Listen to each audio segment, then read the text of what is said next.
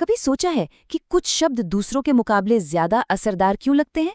चलिए, आज हम भाषा के दो सबसे मजबूत औजारों को समझते हैं, समानार्थी और विलोम शब्द, और देखते हैं कि कैसे ये हमारे लिखने और बोलने के अंदाज में एक नई जान डाल सकते हैं। तो सवाल ये उठता है कि हम अपनी बात को, अपने कम्युनिकेशन को और ज़्यादा पावरफुल कैसे बना सकते हैं। ये एक ऐसी चुनौती है जिसका सामना हर कोई करता है, चाहे वो कोई लेखक हो या कोई वक्ता। हम अपने विचारों को साफ साफ और असरदार तरीके से सामने कैसे रखें?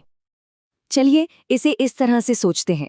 हर कम्युनिकेटर के पास ना एक लिंग्विस्टिक टूल बॉक्स यानी एक भाषाई औजारों का बक्सा होता है। आज हम इसी टूल बॉक्स को खोलने वाले हैं और इसके दो सबसे ज़रूरी औजारों को बारीकी से समझेंगे और देखेंगे कि इनका सही इस्तेमाल कैसे किया जाता है। तो चलिए सबसे पहले अपने टूल बॉक्स का पहला औजार निकालते हैं। ये है समानता का औजार, मतलब ऐसे शब्द ढूंढना जो एक जैसे तो हों लेकिन हमारे मैसेज में एक नई परत, एक नई गहराई जोड़ सकें। तो ये समानार्थी शब्द आखिर होते क्या है? देखिए, सीधे शब्दों में कहें तो ये वो शब्द हैं जिनका मतलब एक जैसा या लगभग एक जैसा होता है। ये हमें अपनी बात कहने के लिए कई ऑप्शंस देते हैं जिससे हम बिल्कुल सही भाव चुन सके। अब जरा इन उदाहरणों को देखिए। बड़ा, विशाल और भारी, इन सब का मतलब करीब करीब एक जैसा है, लेकिन इनके बीच का जो फर्क है वो महसूस किया जा सकता है ना? विशाल शब्द से साइज की भव्यता का पता चलता है, जबकि भारी से वजन का एहसास होता है। ठीक इसी तरह गुस्सा एक आम भावना है, लेकिन क्रुद्ध में कहीं ज्यादा तीव्रता है और चिढ़ा हुआ एक हल्की सी नाराजगी दिखाता है। यही तो है समानार्थी शब्दों की असली ताकत। अच्छा, तो इसका असल फायदा क्या है? समानार्थी शब्द हमें एक ही बात को बार बार बोरिंग तरीके से दोहराने से बचाते हैं। ये हमारी भाषा को ज्यादा दिलचस्प और सोफिस्टिकेटेड बनाते हैं, जिससे सुनने वाले या पढ़ने वाले की दिलचस्पी बनी रहती है। ठीक है, तो अब बारी है हमारे दूसरे औजार की, और ये है विषमता का औजार।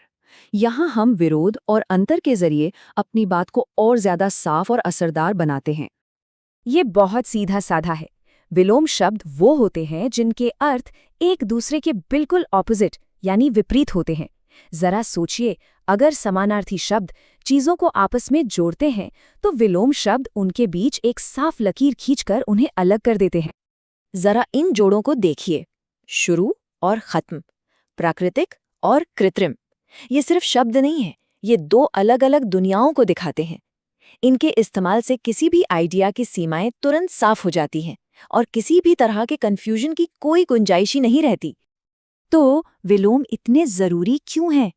क्योंकि वे कॉन्ट्रास्ट पैदा करते हैं, विषमता दिखाते हैं, जिससे हमारी बात में जबरदस्त क्लैरिटी आती है। जब आप दो उल्टे विचारों को आमने सामने रखते हैं तो दोनों ही ज्यादा उभर कर सामने आते हैं और आपका तर्क ज्यादा मजबूत लगता है। तो ठीक है, हमने दोनों औजारों को अलग अलग तो समझ लिया। अब ये देखते हैं कि जब ये एक साथ काम करते हैं तो हमारे कम्युनिकेशन में क्या कमाल होता है।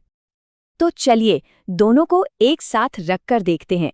एक तरफ है समानार्थी, जिनका काम है समानता दिखाना और बार बार दोहराने से बचाना, और दूसरी तरफ है विलोम, जिनका काम है विषमता दिखाना और बात को एकदम स्पष्ट करना।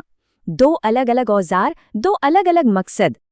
तो यहाँ से जो सबसे बड़ी बात सीखने को मिलती है वो ये है कि समानता और विषमता दोनों पर महारत हासिल करना ही असरदार भाषा की असली कुंजी है। ये सिर्फ शब्द नहीं है, ये तो विचारों को आकार देने वाले औजार हैं। और आखिर में एक सवाल सबके लिए, एक मजबूत तर्क रखने के लिए क्या ज्यादा जरूरी है, समानार्थी शब्दों से पैदा हुई बारीक समानता या फिर विलोम शब्दों से बनी तीखी विषमता? सच तो ये है कि इसका कोई एक सही जवाब नहीं है। ये इस बात पर निर्भर करता है कि आप कहना क्या चाहते हैं।